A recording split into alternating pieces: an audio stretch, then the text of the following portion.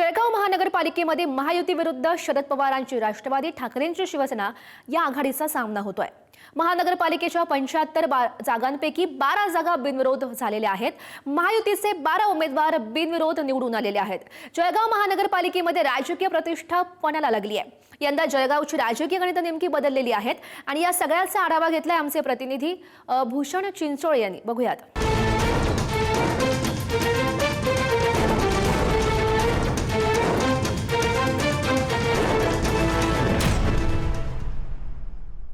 जळगाव महानगरपालिका निवडणुकीत महायुती विरुद्ध ठाकरेंची शिवसेना व शरद पवारांची राष्ट्रवादी असा सामना होतो आहे।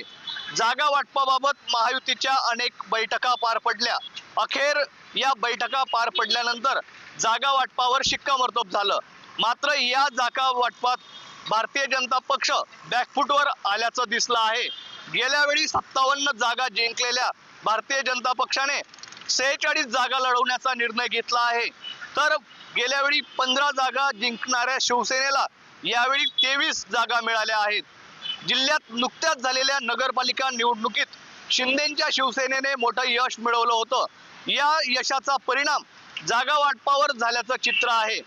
मतदानापूर्वीच जळगाव महानगरपालिकेतील 12 जागा ज्या आहेत त्या बिनविरोध झाल्या आहेत। भारतीय जनता पक्षाच्या 6 तर शिंदेंच्या शिवसेनेच्या 6 जागा या बिनविरोध झाल्या आहेत। माघारीनंतर महायुतीचे 12 नगरसेवक बिनविरोध निवडून आले आहेत। प्रत्यक्ष मतदानानंतर महायुतीला किती यश मिळतं, तसेच शरद पवारांची राष्ट्रवादी व ठाकरेंच्या शिवसेनेच्या आघाडीचे किती नगरसेवक निवडून येतात ते पाहणं महत्त्वाचं ठरणार आहे। महापालिकेतील निवडणूक प्रमुख आणि आमदार राजूमामा भोळे आपल्या सोबत आहेत। मामा, जळगाव महापालिकेत जे आहेत ते 12 नगरसेवक बिनविरोध झालेले आहेत। उर्वरित जागांसाठी तुमची रणनीती काय असणार आहे? नाही, आज 12 उमेदवार भाजपचे 6 आणि शिवसेनेचे 6।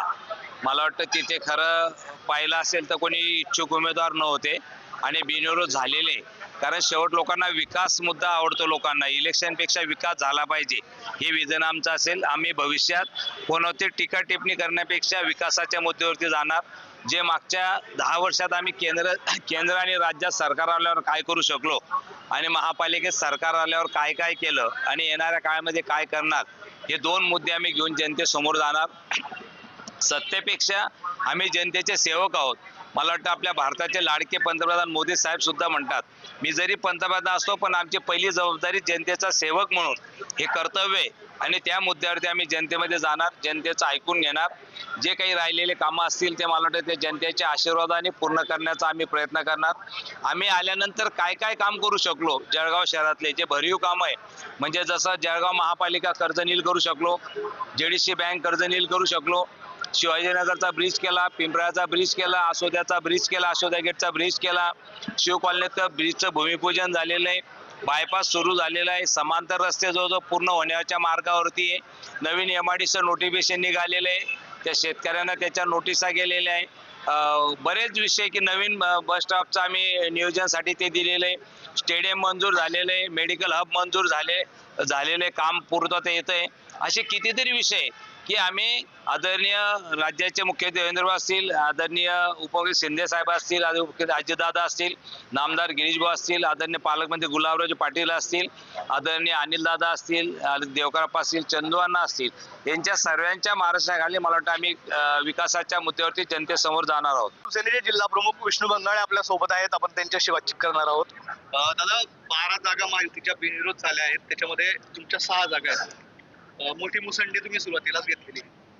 मी नक्कीच महायुतीचे, ज्यांनी महायुती घडवली, माननीय या राज्याचे मुख्यमंत्री फडणवीस साहेब, तसेच शिवसेनेचे मुख्य नेते आणि या राज्याचे उपमुख्यमंत्री एकनाथजी शिंदे साहेब आणि दुसरे उपमुख्यमंत्री अजितदादा पवार साहेब यांचं मी मनपूर्वक आभार मानेन की त्यांनी जळगाव शहराला विकासाच्या दृष्टीने नेण्याच्या दृष्टीने ही महाविकास आघाडी करावी असा आदेश दिला। त्या माध्यमातून आमचे जिल्ह्याचे नेते आणि आमचे शिवसेनेचे नेते गुलाबराव पाटील साहेब, पालकमंत्री जळगाव, तसेच माननीय नामदार गिरीशभाऊ महाजन आणि या जळगाव शहराचे आमदार आणि इथले प्रमुख माननीय राजूमामा भोळे आणि इथले प्रभारी माननीय मंगेशदादा चव्हाण यांच्या मार्गदर्शनाखाली आम्ही इथं पूर्णपणे ही महायुतीची घडली आणि त्या माध्यमातून ही निवडणूक लढत आहोत.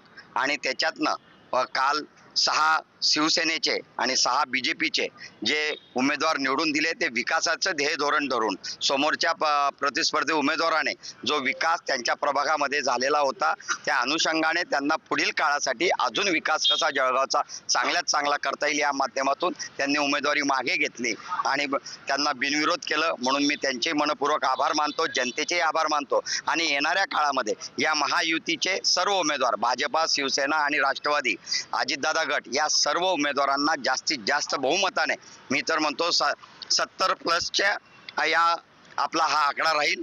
आणि त्या अनुषंगाने जळगाव शहराचा विकास खरं म्हटलं केंद्रात आणि राज्यात आणि आता जळगाव शहरात जर एकच सत्ता राहिली तर निधीची कमतरता या जळगाव शहराला पडणार नाही. या अनुषंगाने जे आतापर्यंत ज्या माध्यमातून लोकांच्या मनातलं जे सरकार ज्या मनपाला हवं होतं त्या माध्यमातून इथे नागरिक देणार आहेत. म्हणून मी त्यांचे पुनश्च शिवसेना जिल्हा प्रमुख या नात्याने आभार मानतो. ठाकरेंच्या शिवसेनेचे जिल्हा प्रमुख कुलभूषण पाटील आपल्या सोबत आहेत. आपण त्यांच्याशी संवाद साधणार आहोत. भाऊ, महायुतीचे जे आहेत ते 12 उमेदवार या ठिकाणी विजयी झालेले आहेत, बिनविरोध झालेले आहेत. तुम्ही कसं बघतात पुढे ही निवडणूक कोणत्या दिशेने चाललेली आहे? खरं तर आपण बघितलं असेल तर काल परवापर्यंत जी भारतीय जनता पार्टी म्हणत होती की या ठिकाणी विरोधकांना उमेदवारही नाही मिळणार, पण आपण पाहिलं असेल तर 75च्या 75 वार्डांमध्ये या ठिकाणी महाविकास आघाडीच्या वतीने या ठिकाणी उमेदवार दिले गेले. त्यामध्ये आमचे शिवसेना उद्धव बाळासाहेब ठाकरे पक्षाचे 38 उमेदवार आता रिंगणात आहेत. या ठिकाणी तुतारी या चिन्हावरती आदरणीय शरदचंद्रजी पवार यांच्या राष्ट्रवादी चिन्हावरती या ठिकाणी उमेदवार आहेत. खरं तर ज्या पद्धतीने निवडणुका या काही लोकांना आमिष, काही लोकांना धमकी, काहींना यंत्रणांचा धाक दाखवून ज्या घेण्यात येत आहेत, खरं तर या लोकशाहीची हत्या आणि या ठिकाणी मतदारांना त्यांच्या मतदानापासून वंचित ठेवण्याचं काम या ठिकाणी सत्ताधाऱ्यांच्या वतीने होत आहे. परंतु ते आता या जळगाव शहरातल्या जनतेच्या लक्षात आलंय आणि आता निश्चितच या महानगरपालिकेच्या निवडणुकीत या जळगाव शहराची जनता त्यांना या ठिकाणी धडा शिकवल्याशिवाय राहणार नाही. जळगाव महापालिकेतील राजकीय स्थिती आपण जाणून घेणार आहोत. आपल्यासोबत जळगावातील ज्येष्ठ संपादक आहेत, आपल्यासोबत आहेत Dilip Tiwari sir, Santosh Sonawane sir, Shekhar Patil sir व विकास बदाने सर. आपण यांच्याकडून जळगाव महापालिकेबाबतची जी आहे सध्याची स्थिती ती जाणून घेणार आहोत. सुरुवातीला दिलीप तिवारी सरांकडे होतो. सर, महायुती झालेली आहे, त्या विरुद्ध आघाडी जी आहे तर ती लढते आहे. जळगाव महानगरपालिकेच्या संदर्भामध्ये पहिली माहिती द्यायची तर ती अशी आहे की 19 वार्डामध्ये जवळपास 75 जागा आहेत.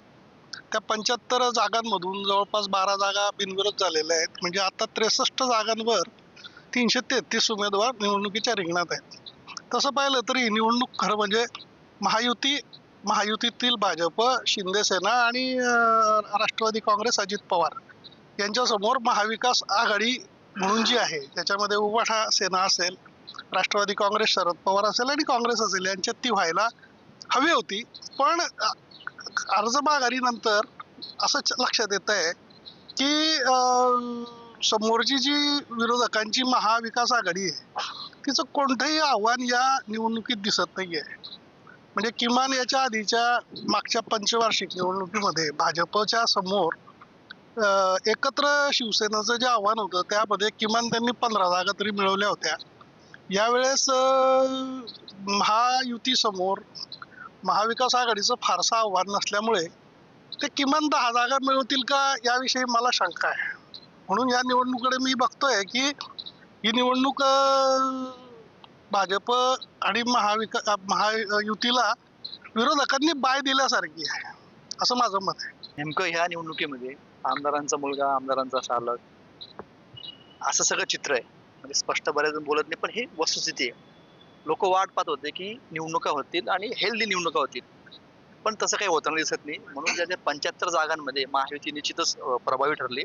मला असं वाटतं की ह्या जागा वाटपाच्या ज्यावेळेस कोण कुठल्या उमेदवार उभा राहणार, आपल्या वार्डात कोणता उमेदवार उभा राहणार हे अगोदरच ठरलेलं होतं. ही प्री प्लॅन होतं. मला असं वाटतं की हे तातडीनं झालेलं नाहीये.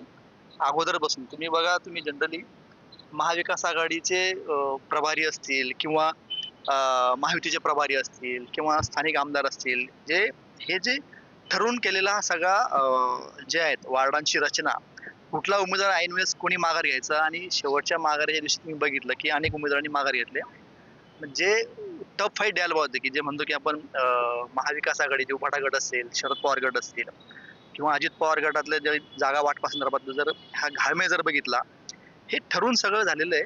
ज्या बैठका या झाल्या आहेत, मला असं वाटतं महायुतीच्या नेते आणि विरोधक यांनी अगोदरच ठरवून ह्या काही जागा बाय द्यायच्या होत्या म्हणून सेटलमेंट केलेल्या होत्या. नाही, ते फक्त रंगवण्यात आलेलं चित्र होतं. तिवारी सरांनी जसं सांगितलं बाई दिला, संतोषजी सोनवणे यांनी जसं सांगितलं की सेटिंग झालेली आहे. अगदी दोघांनी अचूक या राजकीय स्थितीचं निदान केलेलं आहे आपण असं म्हणू शकतो. जळगावचं दुर्दैव एकच की इथे एक 25 ते 30 जणांचं एक मोठं सिंडिकेट आहे की जे कोणत्याही पक्षामध्ये असेल, अपक्ष असेल, अगदी छोट्या मोठ्या पक्षाकडून लढले तरी ते निवडून येतात. या शहराचं जे काही बरं वाईट, मी बरं पण म्हणतो, बरं वाईट जे काही होत असेल ते हे 25-30 लोकच करतात. आणि हे सर्व पक्षीय, सर्व जातीय असा हा एक एकोप्याचा जळगाव पॅटर्न आहे. आपण याला अभद्र युती आघाडी, अभद्र अलायन्स असं म्हणू शकता. पण जळगावमध्ये एकंदरीतच सत्ताधारी आणि विरोधकांमध्ये असलेले संशयास्पद नाते हे अतिशय मन विषण्ण करणारे आहे. बिनविरोध जे निवडून आलेले उमेदवार आहे, तुम्ही बघा, कोणी आमदाराचा शालक आहे, कोणी आमदार पुत्र आहे, दुसरा एक आमदार पुत्र आहे, कोणीतरी माजी नगरसेवक आहे. एखादा फ्रेश कॅन्डिडेट सांगा ना की जो बिनविरोध निवडून आलेला आहे, की जो अतिशय निष्ठावंत कार्यकर्ता आहे आणि तो त्याला पक्षाने ताकद लावून बिनविरोध निवडून आणला आहे. याच्यामध्ये फार मोठा घोडेबाजार झालेला आहे. आता ठीक आहे, काही गोष्टी पडद्याआड घडतात सगळ्या. काल आपण बघितलं दिवसभर, काल आणि परवा, की काय काय घडामोडी जळगावमध्ये घडलेल्या आहेत. कशा पद्धतीने बळजबरीने काही उमेदवार आणून तिथं घुसळले जात होते आणि त्यांच्याकडनं माघार केली जात होती. हे खऱ्या अर्थाने फेअर इलेक्शन नाही म्हणता येणार, कारण की लोकशाहीनुसार असं नाही होत. फक्त ठीक आहे, आता जे आहे ते आपण सगळं चित्र बघितलं. 12 उमेदवार या ठिकाणी बिनविरोध निवडून आलेले आहेत. आता जे सगळे इलेक्शन आपण बघतोय की मागच्या वेळेस भाजपने 57 जागा या ठिकाणी निवडून आल्या होत्या. फुल ताकद भाजपने लावली होती. मी असं म्हणाल की युती ही नाईलाज झालेला दिसतोय, कारण की नगरपालिकाच्या ज्या निवडणुका झाल्या याच्यामध्ये शिंदे गटाची ताकद या ठिकाणी जळगाव जिल्ह्यामध्ये दिसून आली आणि अखेरच्या क्षणापर्यंत युती होईल की नाही अशी साशंकता होती, पण युती झाली. कदाचित नाईलाज असावा महायुतीचा या ठिकाणी, म्हणून सगळे आता तिघ पक्ष सत्तेतले एकत्र आलेले आहेत. आणि आपण बघितलं की काही घडामोडीच्या महिन्याभरात घडला की काही ज्या मागचे नगरसेवक आहेत जे सोडून गेले होते त्याच्यातले काही परत आले, ते बीजेपी मध्ये प्लांट झालेत. हे सगळं प्लांट इलेक्शन दिसत आहे. त्यामुळे जे आहेत चेहरे, जसे शेखरजी म्हटले की 25 लोकांचं सिंडिकेट आहे, त्याच्यातले काही लोक निवडून येतील. त्यांना नुसतं कुठेतरी त्यांना प्लांट केलं या वार्डात त्या वार्डात तरी ते निवडून येणार आहेत. खऱ्या अर्थानं ही तसं पाहिलं तर ही दुसरी निवडणूक आहे सुरेशदादांच्या प्रत्यक्ष झालेली. मागच्या वेळेस ही निवडणुकीमध्ये सुरेशदादा कारागृहातच होते. आता या निवडणुकीमध्ये सुरेशदादांचा जर आपल्याला प्रभाव पाहायचा असेल तर 1912 पर्यंत सुरेशदादांनी जी कामं केली आहेत 90 ते 1912 पर्यंत जर आपण ती बघितली तर त्याच्यात असं लक्षात येतं की सुरेशदादा विकासाची कामं कशी करायचे.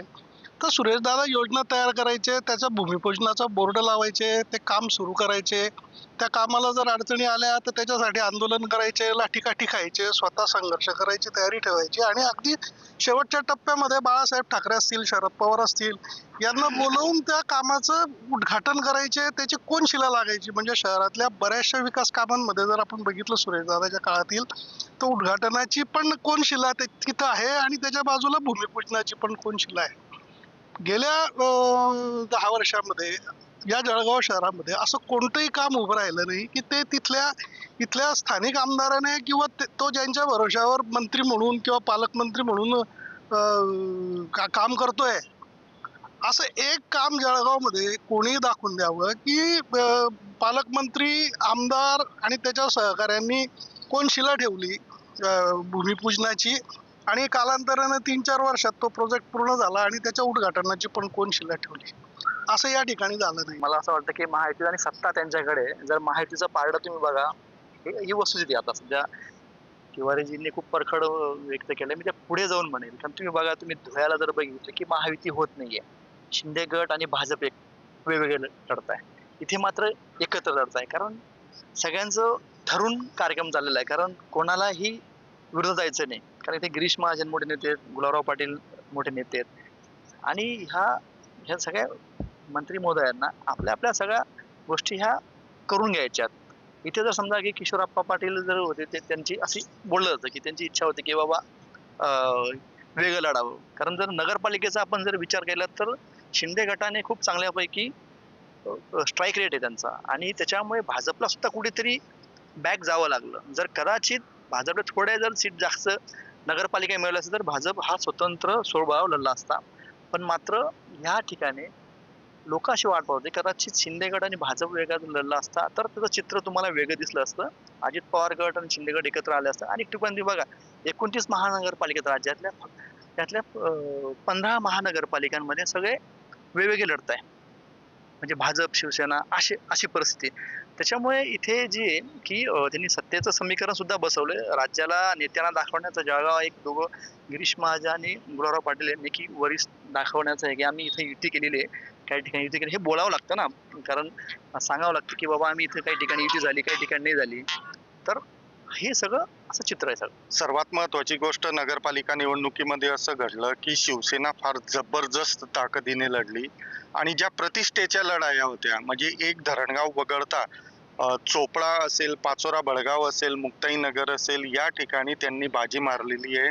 अगदी उबाटा सारख्या पक्षाने सुद्धा जे आपण एक म्हणू शकतो की एक तो शिवसेनेचाच म्हणजे एक दुसरी शिवसेना असेल त्यांनी सुद्धा यावल आणि धरणगावला बाजी मारलेली आहे. ह्या जळगाव जिल्ह्यामध्ये भारतीय जनता पक्षाचे सर्वात प्रबळ विरोधक पक्ष म्हणजे शिवसेना शिंदे गट होय. हे नगरपालिका निवडणुकीने सिद्ध केलेला असताना नेत्यांच्या अट्टहासामुळे, नेत्यांचे व्हेस्टेड इंटरेस्ट असल्यामुळे जळगावला महायुती करावी लागली. ती महायुती झाली. खरं तर शिंदे सेना म्हणजे शिवसेना शिंदे गटाजवळ खूप रिसोर्सेस आहेत. त्यांच्याकडे आक्रमक नेतृत्व आहे. त्यांनी स्वतंत्र उडी यामध्ये जर घेतली असती, भारतीय जनता पक्षातील जे आपण त्याला काय म्हणतो की बंडखोर त्यांना जाऊन मिळाले असते. जर झालं असतं व्यापक पातळीवरून अजित पवार गट जर त्यांना मिळाला असता तर जळगावमध्ये खरी फाईट झाली असती. आत्ताची फाईट ही खोटी फाईट आहे, ही फार्सिकल आहे, हास्यास्पद आहे आणि ही पूर्णपणे सेटल केलेली आहे. कारण नगरपालिका निकालाचा कौल हा भारतीय जनता पक्षाला स्वस्थ करणारा असल्यामुळे त्यांनी एक पाऊल मागे होऊन का असेना आणि नेत्यांचे व्हेस्टेड इंटरेस्ट सर्व पक्षीय नेत्यांचे व्हेस्टेड इंटरेस्ट राखण्यासाठी महायुती बळजबरीने करणे भाग पडले. नाही, सुरुवातीला वाद रंगला. मंगेश चव्हाणांना प्रभारी केला आणि राजू मामांना प्रमुख केलं. म्हणजे आता भाजपमध्ये असं की प्रभारी जो असतो तो वरिष्ठ असतो असं जनरली आपल्याला जेवढा अभ्यास आहे त्यातून मी सांगतोय. याच्यातनं वाद जरी झाला तर कालांतराने पण त्याच्यामध्ये त्यांच्यात सामंजस्य झालं आणि ते इलेक्शन एकत्रित लढण्याचा त्या ठिकाणी प्रकार झाला.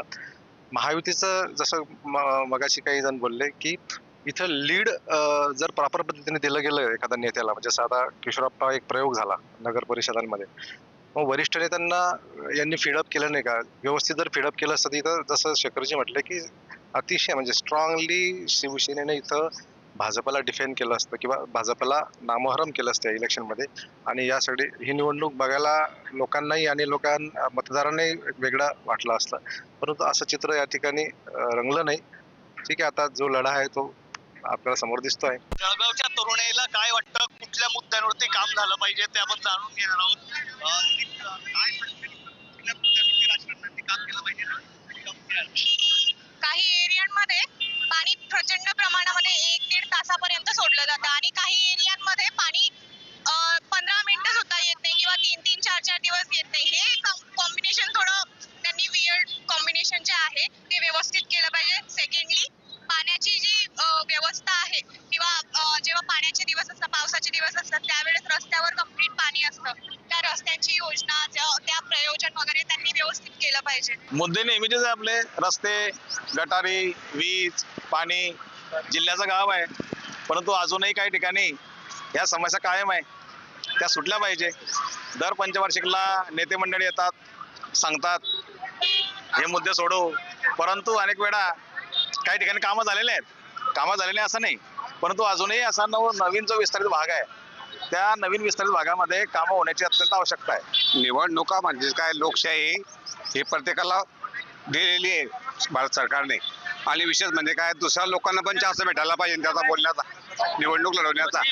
बिनविरोध म्हणलं म्हणजे काय, मग आमची जी इच्छा आहे, प्रत्येकाची इच्छा असते प्रत्येकाची की त्यांनी पण निवडून लढवलं पाहिजे. तर हे जे आहे ते ठीक आहे, पण त्यांच्या म्हणण्याप्रमाणे चाललं तर चालू द्या. परंतु विषय काय आहे माहिती का, की व्हायला पाहिजे, निवडणूक व्हायला पाहिजे. रस्ते, गटारी आणि स्वच्छता या 3 मुद्द्यांवर जळगावचं महत्व अवलंबून आहे. आणि त्याच्याच करता जो उमेदवार हे चांगलं काम करेल त्याला मत दिले जातील, कोणत्याही पक्षाचा असो तो. काही भागात सिमेंटचे रोड झालेले आहेत, चांगले झाले, लाईट आहे, पण काही भागात राहून गेले आहे ना, त्याच्यामुळे त्रास होतोय जळगावकरांना. रस्ते, गटारे, एक मिनिट, जे नगरसेवक आहे ना आपल्या जळगावचे, ते त्यांचे फेवरेटचे लोक जे गल्ले आहे तेवढेच तुकडे बनवून घेता, बाकीचे जे जणले ते अर्धे पैसे गळा तुकडे सोडून दिले प्रत्येक ठिकाणी. हा, पैसे गायब त्याच्यातले, तुकडे सोडून दिले. इथं इतकी मोठी सिटी असून रोजगार नाहीये.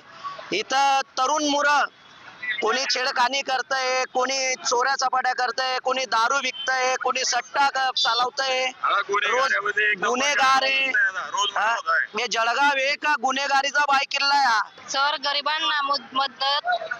गरिबांना मदत आणि जर महिला अत्याचार होत असेल तर त्यांना मदत मिळाली पाहिजे. बाकी माझं एवढं.